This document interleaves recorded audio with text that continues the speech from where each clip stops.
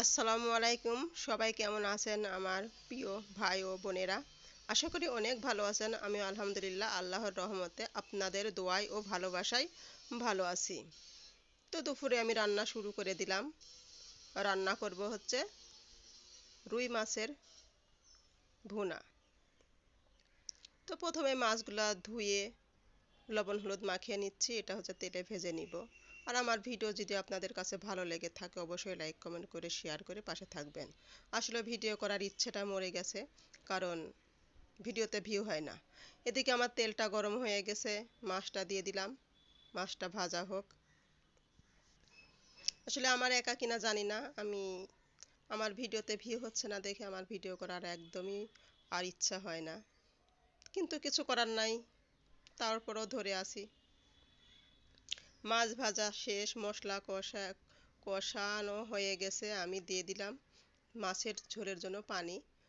পানিটা দিয়ে আমি কুমড়ো বড়িগুলো দিয়ে দিলাম, কারণ কুমড়ো বড়িগুলো সিদ্ধ হতে একটু সময় লাগবে। আর এই কুমড়ো বড়িগুলো আমার হাতে বানানো, অনেক তাড়াতাড়ি সিদ্ধ হয়ে যায়। মাছও দিয়ে দিলাম, দিয়ে ঢাকনা দিয়ে ঢেকে দেব। দিয়ে আমি শুকনো শুকনো করে রান্না করে নেব। এই তো আমার ঝোলটা ফুটে উঠেছে। এটা আমি ঝোল রাখবো না, একদম শুকনো করে নিব। আর রান্নার ফাঁকে ফাঁকে আমি একটু থালা বাসন জড়ো হয়ে গিয়েছিল, সেগুলো আমি কিন্তু ধুয়ে নিলাম, সেটাও আপনাদের একটু দেখালাম। আর মাছটা রান্না এখনো পুরোপুরি হয়নি, হাফ রান্না হয়েছে। মাঝখানে আমি ধনিয়ার পাতা আর একটু ভাজা জিরার গুঁড়া দিয়ে দেব।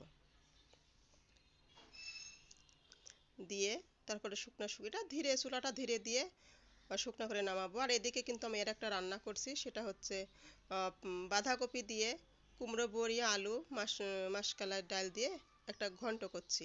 এই ঘন্টটা খেতে কিন্তু আমার কাছে ভীষণ ভালো লাগে। এই যে ঘন্টটা আমি করছি, দেখেন দেখতে কতটা সুন্দর হয়েছে।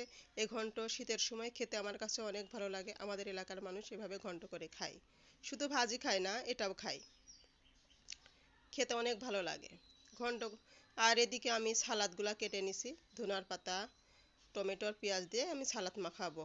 আমার ঘন্টটাও কিন্তু হয়ে গেছে।